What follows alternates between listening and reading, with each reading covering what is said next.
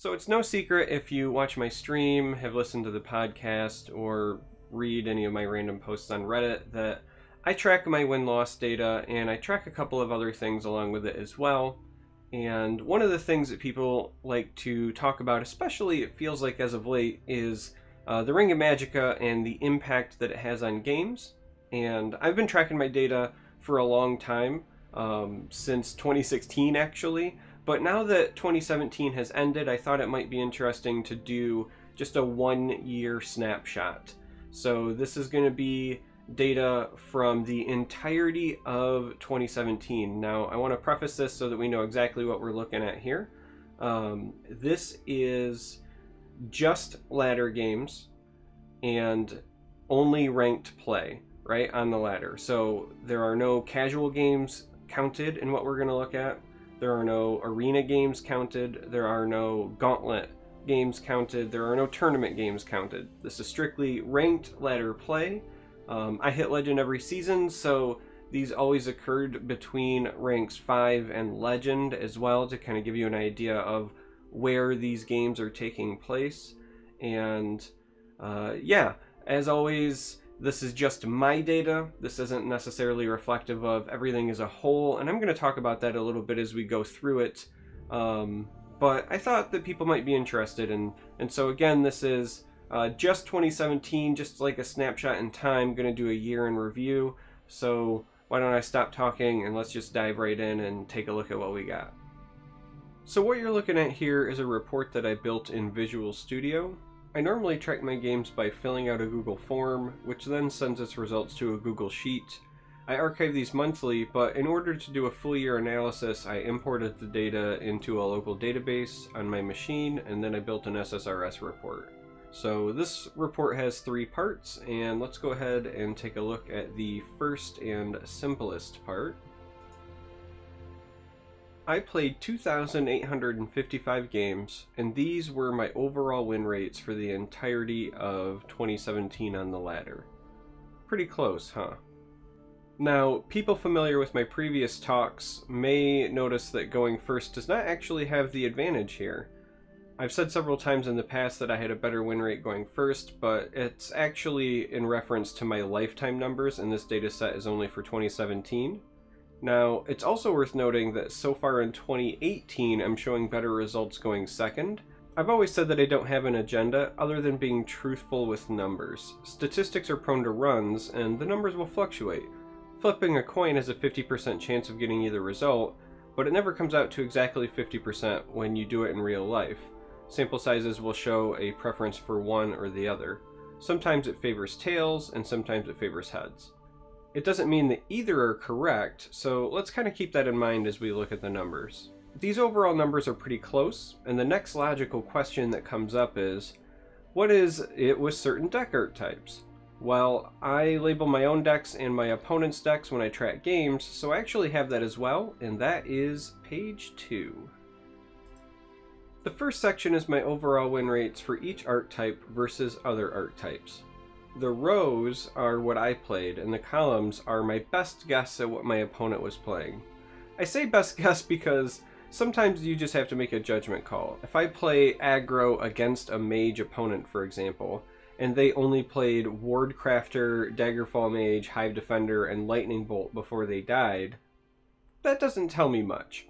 That could literally be any kind of mage, so I label the best that I can with the information that I have available. I also take cues from their actions, such as whether they were breaking my runes or not.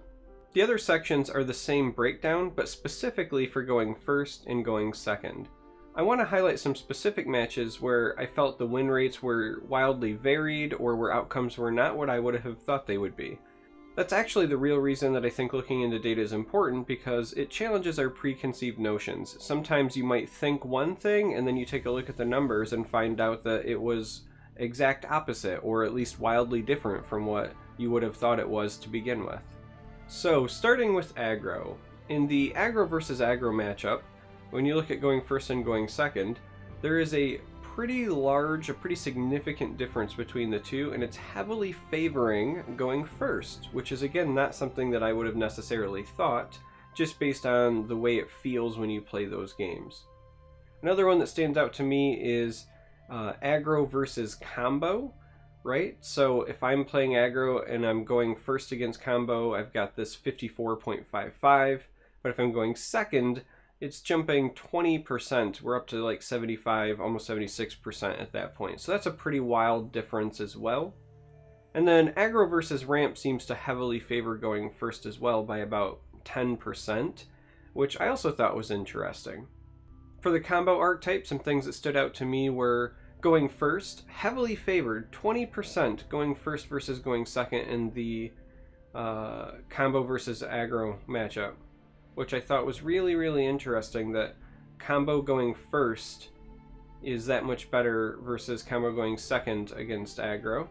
I just think that is interesting. And then as we look at some of the other ones, we also have ramp. 10% difference favoring going first versus going second here as well. So combo versus aggro, huge bump in win rate going first, and that's not at all what I would have expected. But perhaps this is just because you are finding your combo pieces faster. I don't know, it's really hard to speculate because this one kind of caught me off guard.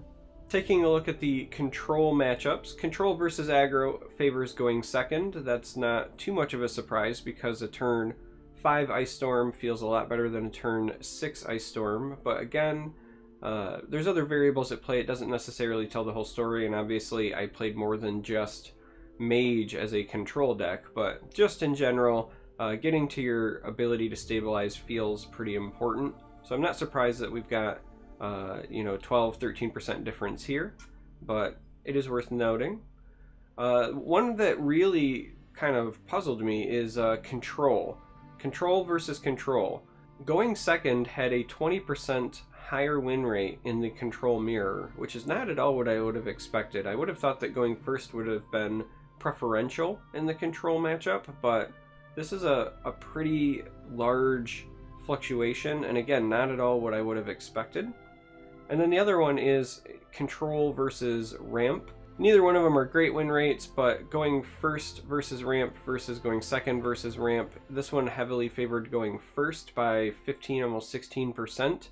So again, kind of a wild fluctuation, and not necessarily what I would have thought. I would have thought that having the ring versus ramp would have been good because you're denying them from playing their big things that much faster, and you could try to tempo out and then race them before they hit their end game, but this seems to favor going first as opposed to going second in those matchups.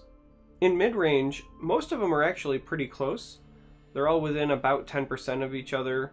So here for aggro, there's like a 6% difference roughly.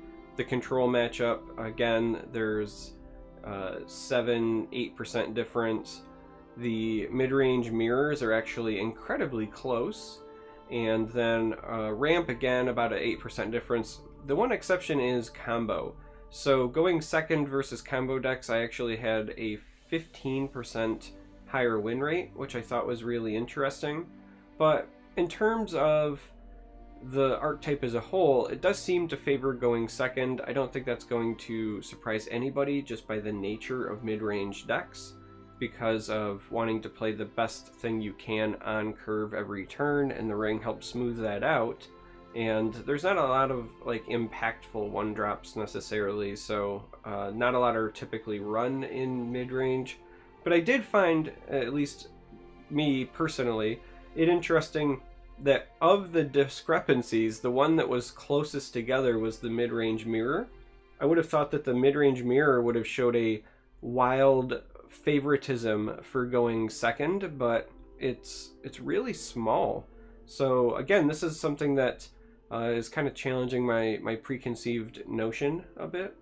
And lastly, we're going to take a look at ramp, and ramp was perhaps the most polarizing archetype in general, just because there were some pretty big discrepancies all around the board. So we've got a roughly 17% difference in going first versus going second. This is favoring going second against aggro, and that's not surprising. We would expect ramp to struggle against aggro, and having the ring means getting to the things that matter that much faster. Another big discrepancy is ramp versus combo decks. there's a 22% difference in favor of going second when playing against combo decks. Now, I'm not surprised that going second is favored here, but I am surprised at how wide the discrepancy is. I would not have expected this to be a 22% difference. Another thing to point out is that ramp versus mid-range, I actually had a better win rate going first. This just challenged my preconceived notion. It's about 8-9% difference, but again, going first is not what I would have expected there. And the big one, maybe my biggest surprise in general from the entire data set, is that in the mirror, ramp versus ramp, I had a 75% win rate going first, and I had a 36.36% win rate going second. This was the biggest difference in any of the archetype versus archetype matchups. It is massive. It is not what I would have expected. I would have thought that the ring would have been favored here. I don't know if this is just an anomaly or what, but it is what it is, and it is massive, and I was very, very surprised to see these numbers, and that's exactly why we look at them, because sometimes we find some really interesting tidbits. So despite the average win rates, just overall, being pretty balanced, the turn order sometimes shows a difference in win rates as high as 20%, or in the case of this ramp one, much higher. But for the most part, if we did see a big fluctuation, it seemed to be about 20%, and then most of the smaller fluctuations were more closer to like 5 to 10%. So what does this actually tell us? Well, it's not a black and white answer. First, correlation and causation are not one and the same. Just because a deck shows a higher win rate one way or the other, it doesn't mean that the turn order is the direct cause. It's likely a factor, but there are too many other variables at play, such as class, matchup, the evolution of the meta. There's a lot of things that could factor in as well. So it does let us know that things can swing pretty hard in one direction or the other, though, and that knowledge alone is valuable. This data strictly looks at win rates, and it's not a full statistical analysis either, so we want to keep that in mind. I didn't go into standard deviations, statistical significance, or anything like that, because quite frankly, this video is more intended to be like a conversation starter than like a true, hard, deep analysis. And I'm not even convinced that even after doing this for a year that I have the right data set to do that level of analysis, but it is, again, worth noting that this is just win rates and not like the super deep dive. So the last thing that I wanted to showcase, and that is on page 3, is the breakdown if we simplified the archetypes into what I called the preference of the deck. Essentially, does the deck prefer to be proactive or reactive at the start and for the majority of the game? This helps reduce the potential errors that may have occurred based on my limited ability to label certain decks. So aggressive and mid-range decks are what I classified as proactive, and those that I had previously labeled as combo, control, or ramp were reactive, because more often than not they were trying to do something other than go face at the start of the game. As you can see, the win rates were very close again, with only a couple of percentage points separating them. This isn't really a surprise since our overall win rates were so close as well. Looking at my own data, I can personally see why Direwolf hasn't taken any action regarding the ring despite the protestations of some of the community. My data isn't law by any means, and it certainly doesn't mean that somebody else's won't be different. We should expect it to be different because life doesn't follow models. But given how close the overall win rates are, over time I can't imagine that they fluctuate too far in either direction. My monthly data shows that sometimes I'm favored going first, sometimes I'm favored going second, but it's never by that much. So how is Direwolf going to make things even more consistent than they already are if they start making balance changes? Now, there are certainly some noticeable swings in win rate when you look at the specific deck archetypes. There's no disputing that.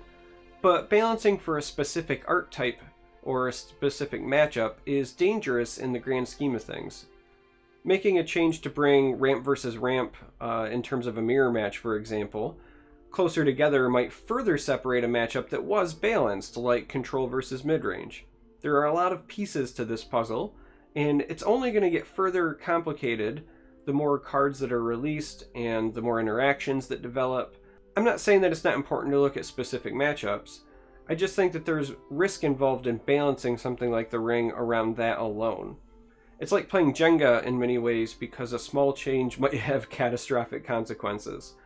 And we also have to remember that there are other variables involved, and balance could be achieved in other ways. So, for example, earlier I talked about the lack of impactful 1-drops, especially when you're comparing it to 2-drops. Things like Goblin Skulk, for example, are just so much more powerful than your average 1-drop, and I think that plays a role in balance as well. You know, is it safer to adjust the ring, or is it safer to adjust the cards that are leading to potential ring imbalance? Ultimately, that's up to Direwolf to figure out. I'm just saying that when I look at this overall, I can understand why the ring has been untouched for so long. So this video was meant to be part of the ongoing conversation, and I'd love to hear from you. Do you track your stats? Are yours different? If so, by how much? How long have you been tracking? How big is your sample size?